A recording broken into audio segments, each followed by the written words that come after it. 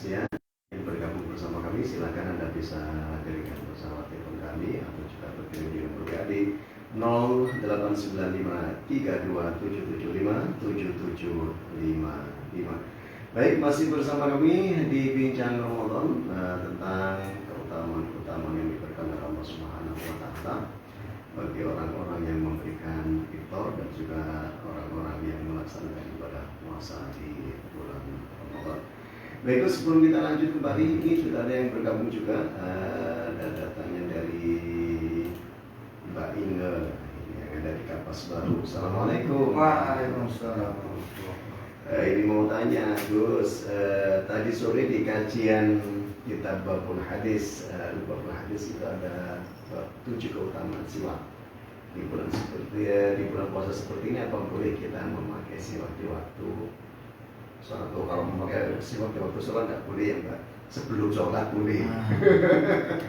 Sholat sambil siwak.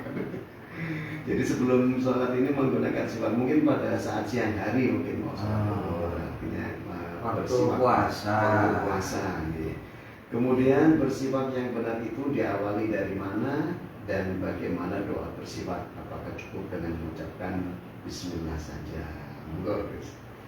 Jadi bersiwak ini salah satu amalan yang Nabi mewajibkan untuk dirinya, tapi tidak untuk umatnya. Tadi disebutkan 3 perkara yang Nabi wajib bagi diri fardhu wa sunnatul lakum. Di antaranya as-siwak, wal witru, wa sholatul lail. Dan siwak ini diperintah karena begitu banyak faedahnya bersiwak. Tadi saya sebutkan ada kurang lebih 24 hadis seperti menyuburkan kandungan, yang sulit punya keturunan ini bisa menjadi sebab mati mengucapkan kalimat syahadat, bisa menyebabkan malaikat maut akan datang menjemput dengan rupa yang indah dengan membawa harum-haruman, juga bisa menunda penuaan, awet nom. Ini diantaranya, dan masih banyak lagi. Kalau yang segi agama ya puasa itu madharatul lil fami, mensucikan mulut, wa mardatul lir rabbi, menjadikan sebab Allah ridha, wa yuhibbuhur rahman wal khafadha wa yusqitu syaitana, menjadikan setan itu jengkel, malaikat dan Allah itu cinta, membuat gusi kuat, gigi kuat, napas segar, dan juga menghindarkan penyakit-penyakit kepala pusing, punggung, dan lain sebagainya. Jadi karena begitu banyak, terutama fadilah, keutamaan pahala. Seperti tadi, rakatan bisiwakin afdalu min sab'ina rakatan bighairi siwak. 2 rakaat yang dikerjakan dengan bersiwak masih lebih baik daripada 70 rakaat tanpa bersiwak, dan seterusnya. Jadi kalau berpuasa, bagaimana hukumnya bersiwak? Kalau Imam Syafi'i boleh, asal dilakukan sebelum zawal, sebelum dhuhr.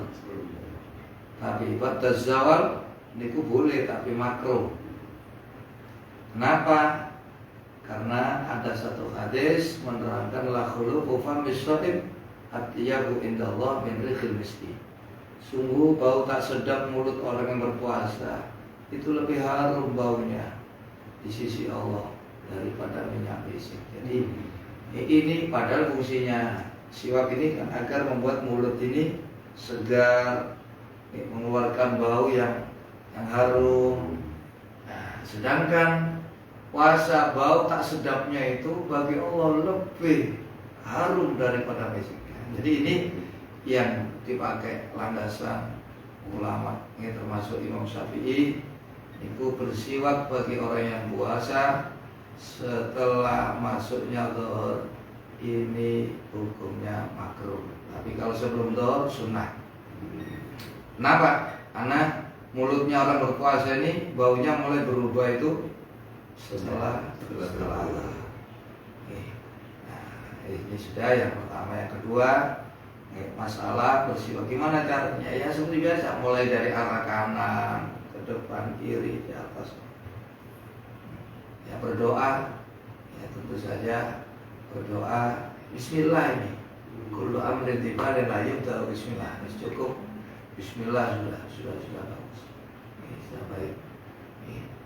Ya mudah-mudahan dengan kita mengerti dari kajian ilmu ada landasan hukumnya, menambah keyakinan kita, menambah nilai ibadah kita, termasuk bersiwak mendapatkan keutamaan. Ini kalau bersiwak, bagaimana dengan berkumur? Misalnya ketika orang wudu itu kan salah satu sunnahnya adalah dengan berkumur. Di bulan puasa ini gimana? Ya, berkumur itu sunnah-sunnah wudu, diantaranya ya berkumur. Nah, kalau kita mau sholat takut ada makanan-makanan yang disunahkan berkumur. Kalaupun kita tidak berkumur, tujuannya hanya untuk agar mulut kita bersih. Gitu aja. Ya sama saja. Kalau kita berwudu kan tetap disunahkan. Yang dimakruhkan ini adalah terlalu dari mubalaghah. Banget no berkumur ini yang saat berpuasa, karena dikhawatirkan akan masuk atau terlarang. Kalaupun disengaja ya tidak sengaja lagi, haram kalau berpuasa. Walaupun sedikit. Tetap disunahkan kalau berkumur, kalau berwudu ini Dalam wudu ya. dalam wudu. Baik berikutnya juga bagi Mbak Inge yang sudah tadi bertanya tentang bagaimana melaksanakan bersiwak di bulan puasa, di bulan Ramadan, dan juga tata caranya yang telah disampaikan oleh Gus Zainul tadi. Baik Gus, masih tentang orang-orang yang memberikan iftar. Nah ini kan juga kadang-kadang ini marak Gus yang di jalan-jalan memberikan iftar. Akan tetapi terkadang tidak mengindahkan bahwa jalan itu sedang ramai dan bisa mengakibatkan kemacetan, dan ini juga menyusahkan orang lain. Nah ini bagaimana kemudian hukum iftarnya kalau dalam kondisi yang seperti ini? Itu terkadang kita ini berbuat baik tapi merugikan orang lain. Ini yang perlu ada perbaikan kita, yang perlu dilakukan, ini ditata kembali. Kalaupun kita memberikan buka puasa di jalan, ya perlu diperhatikan keselamatan, tidak sampai mengganggu pengguna jalan yang lain, biar tidak mengurangi nilai ibadah kita. Apalagi sampai membuat orang celaka, gara-gara banyak itu akhirnya kecopetan atau menabrak dan lain sebagainya. Ini malah mengurangi, malah menghilangkan pahala kita. Hanya ini diatur yang tertib nih. Kalaupun kita bagi-bagikan monggo, tapi mohon ditambah petugas-petugas dalam untuk mengatur jalanan agar tidak mengganggu pengguna jalan yang lain. Baik berikutnya, bagi Anda yang bergabung bersama kami, Anda bisa berkirim WA, SMS ataupun juga jaringan pesawat telepon kami di 0895-32775-7755. Kembali Bingkai Ramadan, Bincang Ramadan akan hadir setelah satu teman berikut. Tetap bersama kami di 905 FM Suara Syariah Islam Anda.